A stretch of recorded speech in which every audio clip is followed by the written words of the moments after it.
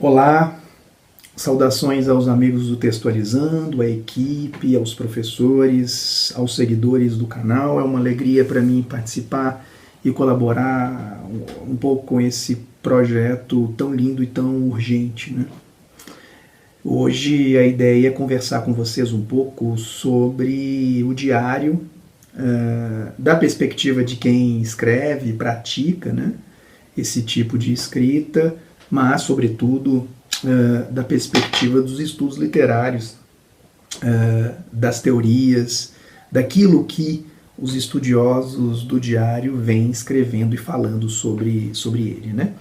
Eu queria começar lendo para vocês um trechinho do diário do Torquato Neto, grande poeta, compositor brasileiro, piauiense, da passagem da década de 60 para 70. Né? O Torquato é autor de diversas letras conhecidas de todos, de canções que todo mundo conhece, né?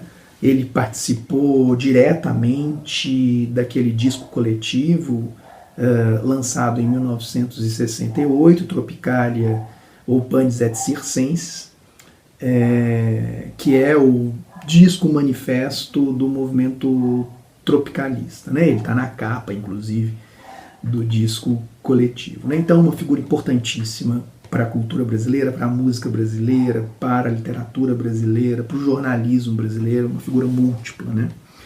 O trecho que eu escolhi corresponde à entrada do dia 8 de maio de 1970. O Torquato e a sua esposa Ana estão na Europa já há algum tempo, né?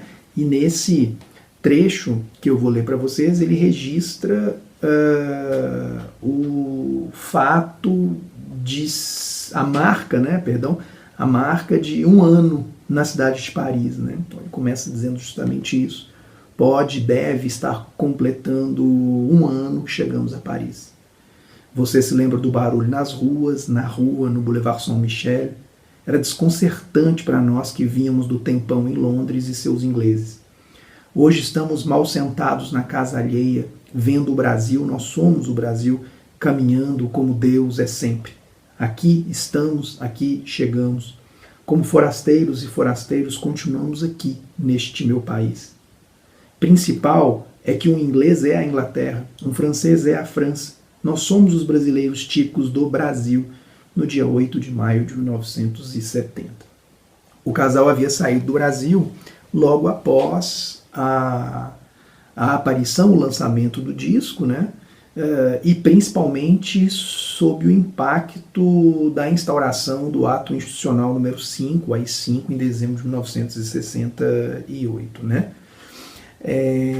Ele fala um pouco, como vocês viram, do impacto que a vida cultural e a agitação cultural e política muito forte na França naquele momento teve sobre ele. Né? Aqui a gente tem alguns elementos textuais que são interessantes para a gente desenvolver a conversa em torno do diário. Né? Eu vou começar pelo fim.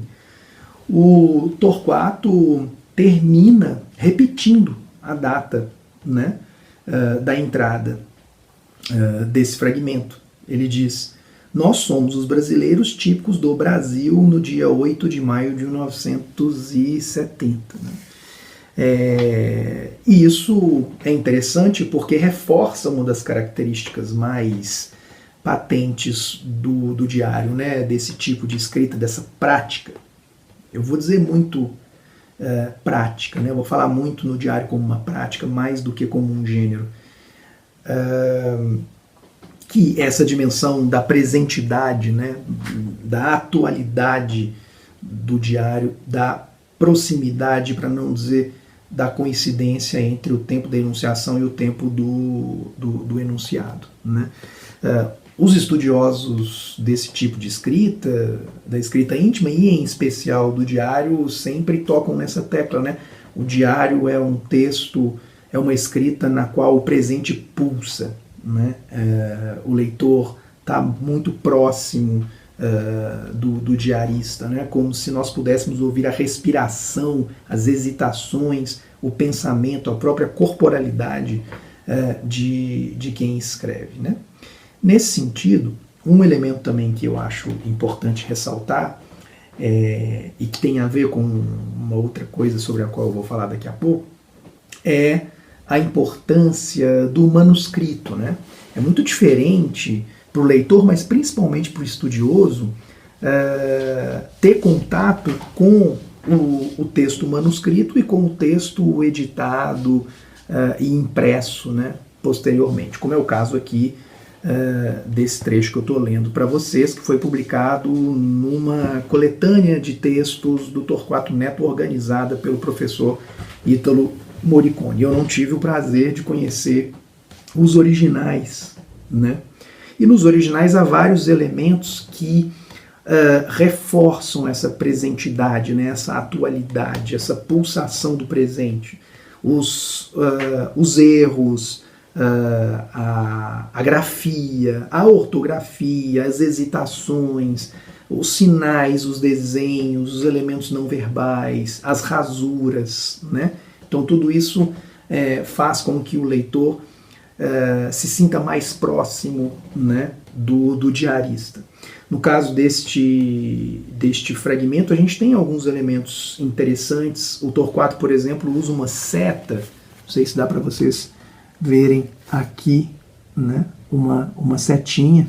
A gente tem também a intervenção de alguns cortes que ajudam a, digamos, acentuar uma tonalidade poética que se intromete aqui nessa entrada, né, nesse fragmento do Torquato Neto. E isso também tem a ver com a multiplicidade estilística e formal do diário. Eu acho que uma das dificuldades de classificação do diário vem disso. A gente tem uma mistura de estilos, de perspectivas, né?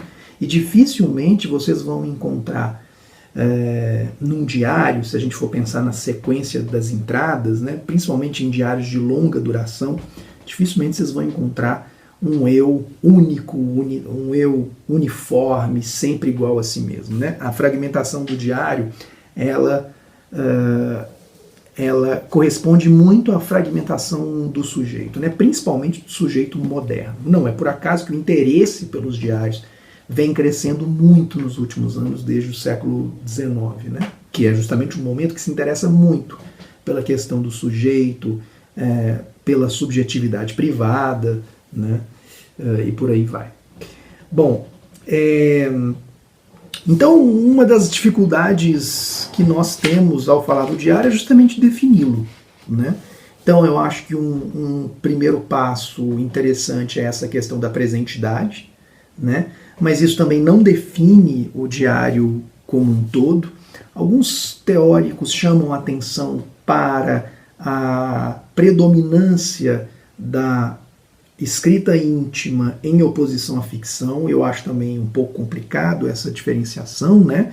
Afinal de contas, quando nós escrevemos sobre a nossa vida particular, nós não estamos apenas nos revelando, mas em alguma medida nós também nos inventamos, né?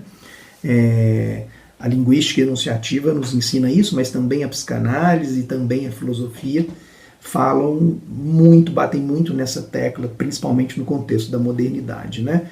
Nós nos definimos na língua, nós nos definimos no discurso, nós nos definimos enquanto nós construímos discursos sobre nós mesmos, né? Então o diário ele tem uma dimensão ficcional, não no sentido de mentira, mas no sentido da construtividade do discurso, né? De uma elaboração.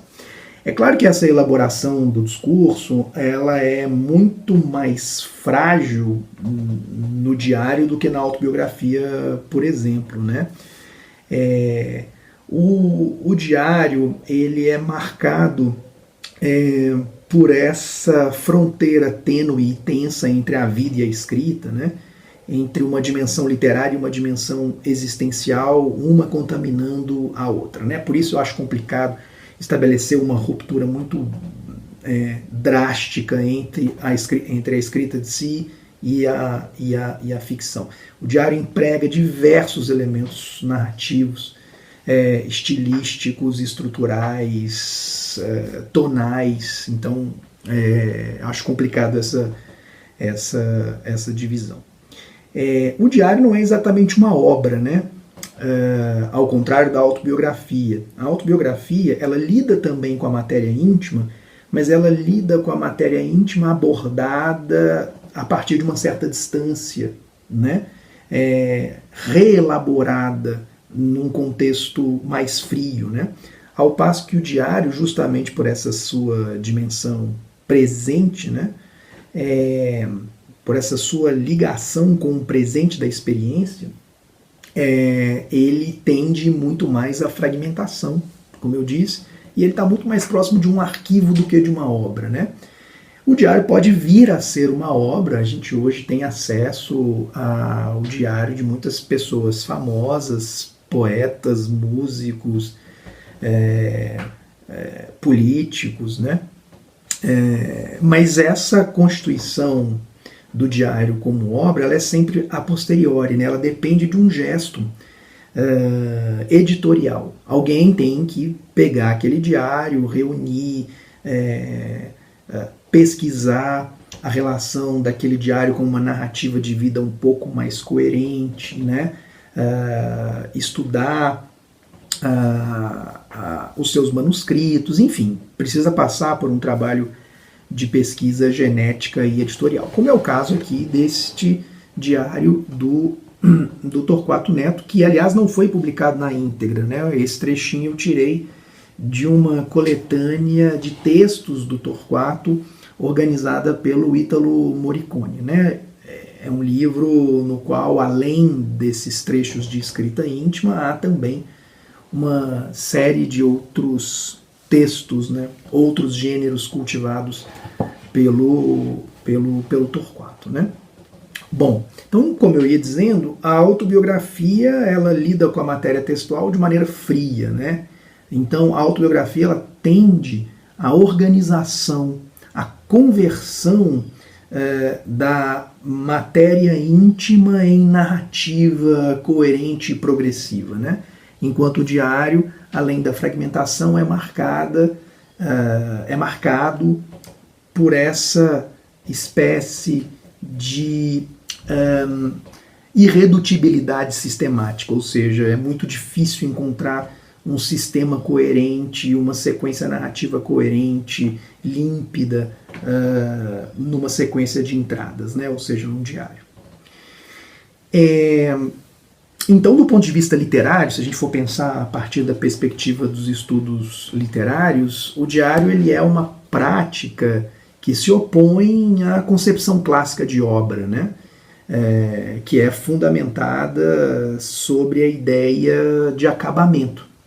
Então, uma obra clássica é aquela com começo, meio e fim, com um estilo, digamos, único, né? Os clássicos não concebiam algo que é muito comum no diário, que é a variação de estilos, um estilo alto, estilo baixo, registro alto, registro baixo, né? Enquanto no diário a gente encontra um texto muito mais suscetível a esse tipo de mistura, ao sabor da experiência, ao sabor da passagem dos dias, né? Uma outra coisa também que se opõe à ideia clássica de obra e que é muito comum no diário é a mistura de gêneros. Então a gente tem aqui, por exemplo, no trecho lido do Torquato, a inserção de elementos poéticos num texto que visa, a princípio, dar conta de uma informação banal, de um elemento banal, né?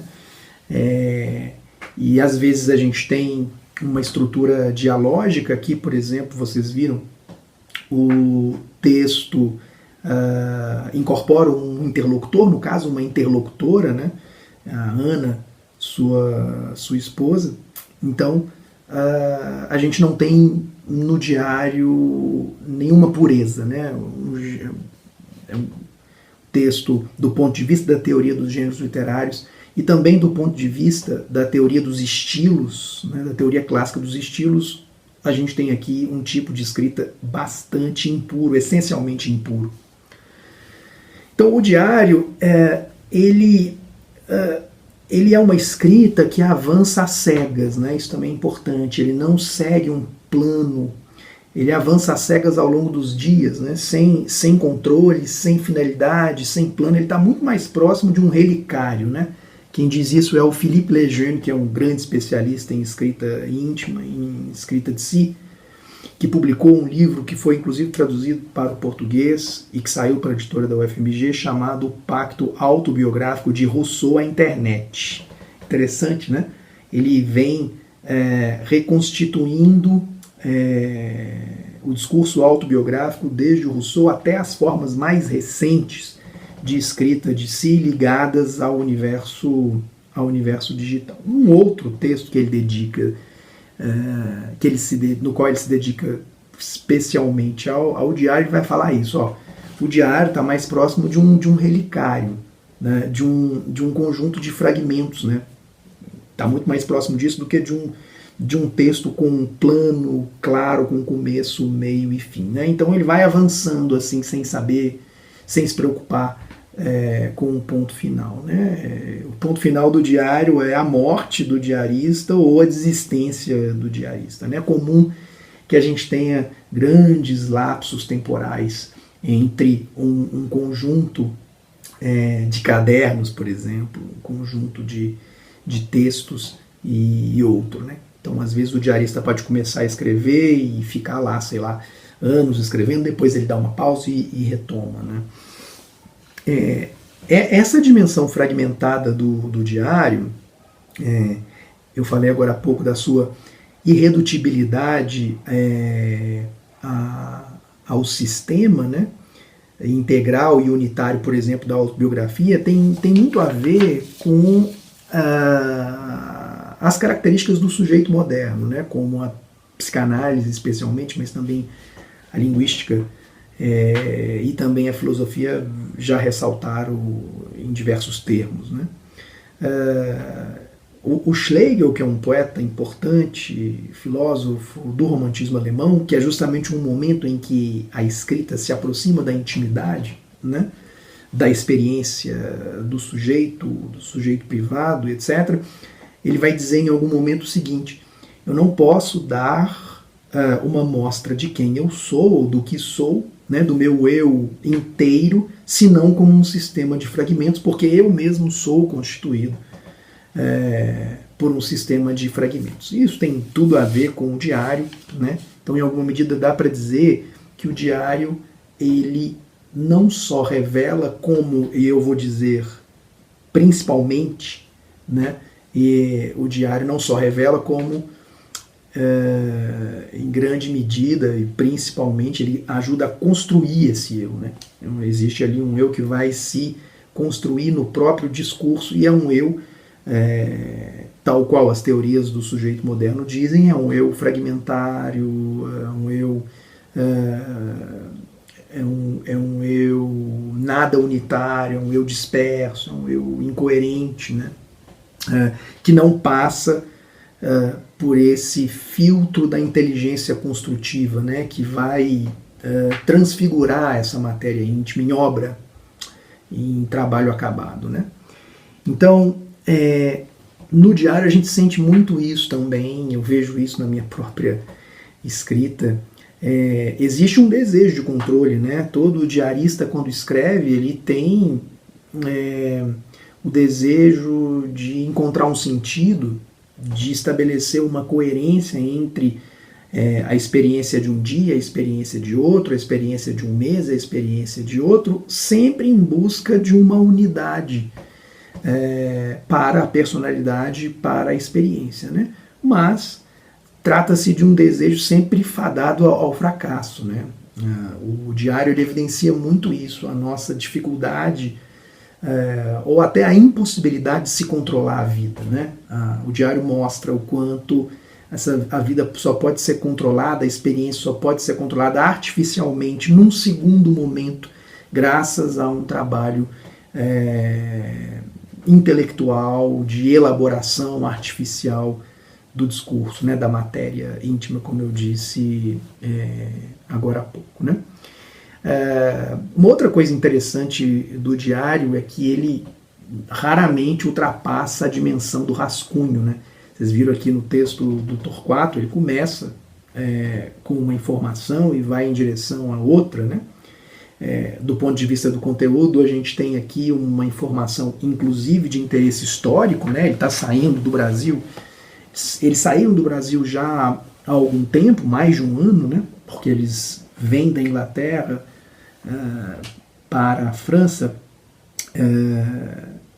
um ano antes, né, do momento em que ele escreve, desse 8 de maio de 1970, e eles chegam à França num momento de grande rebuliço político, cultural, resultante dos movimentos revolucionários,